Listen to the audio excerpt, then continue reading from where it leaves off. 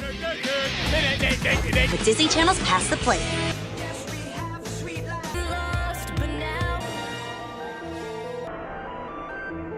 You think Santa will like these?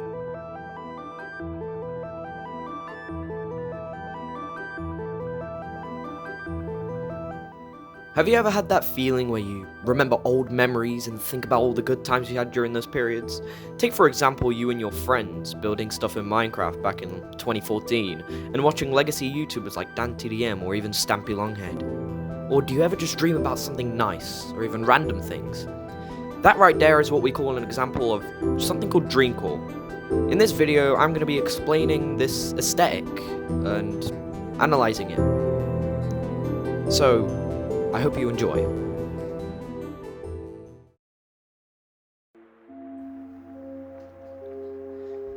Now, you may be asking, what exactly is Dreamcore? Dreamcore, a predecessor to Weirdcore and Traumacore, is what we call a surrealist aesthetic that uses motifs commonly associated with stuff like dreams, daydreams, or even nightmares. Dreamcore can also be interpreted as an otherworldly presence of childhood places and an odd feeling of being watched.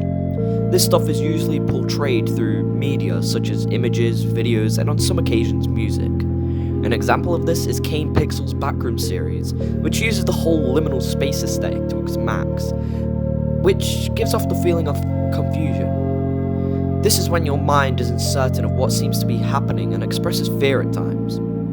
Another example of this can be Jack Stauber and his music, as his songs and music videos express surrealism and homesickness through the visuals and instruments to give off this weird reality of some sort, almost resembling something that of Salvador Dali in his art.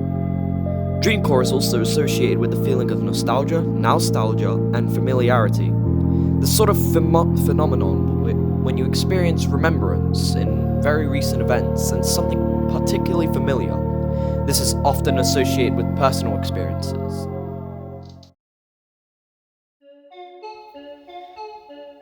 Many people contributed to Dreamcore's origins, so there wasn't really one person that made this whole aesthetic. However, the variety of people that started making Dreamcore videos were not inherently based on the same exact thing.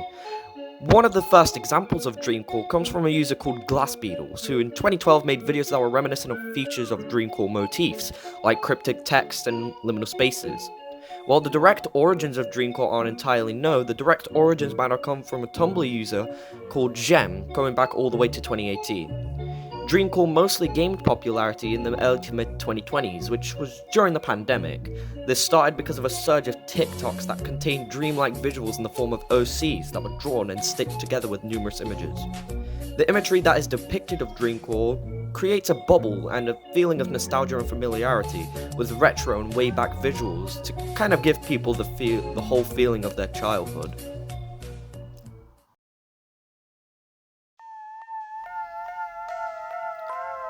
As I said earlier in the video, Dreamcore is usually represented through stuff like videos, images, and music.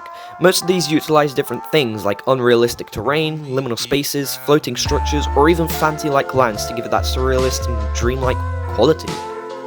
Most media depicting Dreamcore show it off as vivid and bright, with different pastel colors and overlaid with elements like text.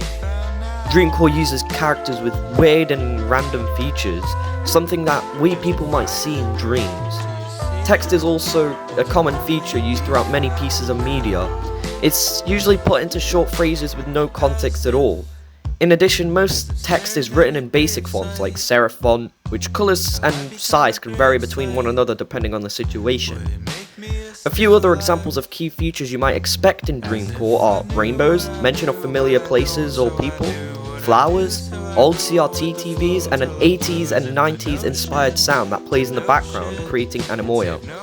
Eyes are also implemented in Dreamcore media, very often giving the suspicion that someone is watching you and your every move, kinda giving the message that you are not alone.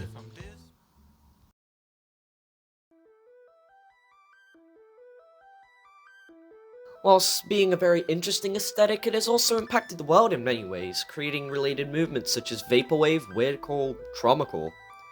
Other examples can be the entirety of the surrealist art movement, with artists such as Salvador Dali, who was famous for artworks such as The Persistence of Memory and The Elephants. Max Ernst, who created the first ever surrealist painting titled Men Shall Know Nothing of This.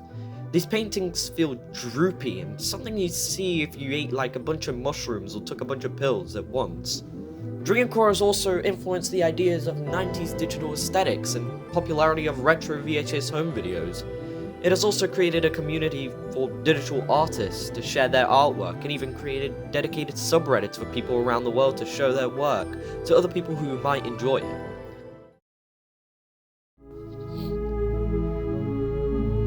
At some point, you might start to experience different feelings or emotions given from the media or games. One of these you could start to feel is derealization. This could make you start questioning your surroundings, almost feeling as if you're in a different reality or that you've been in that exact place before. Your perception of time can also vary and distort itself further you go, as if you're in a dream. This causes objects, people, and colors to feel distant and distorted, or even unreal, triggered by things such as lack of sleep or stress.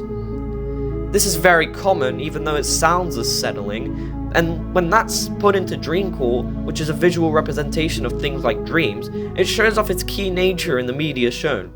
Undertale, a very popular role-play and adventure game, uses this at some points the further you go in the game, especially through its soundtrack to give the player a slightly weird feeling, like for example, the song Fallen Down, which uses repetition throughout the whole song, giving it that dream and nightmare-like quality.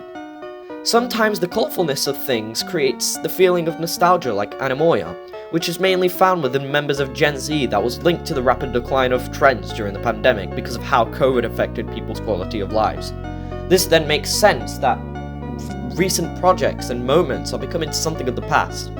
One example of this resurgence is Vertigo Aero, which until 2017 was an unlabeled design style derived from Windows Aero, which takes aesthetics from Windows XP and Windows Vista.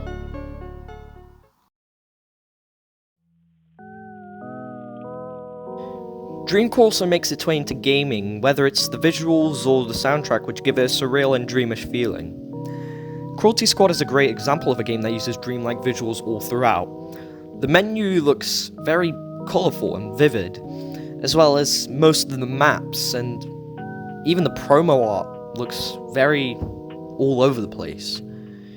One of the maps, called Paradise, uses the most famous element of Dreamcore, bright and colourful houses like seen in this photo.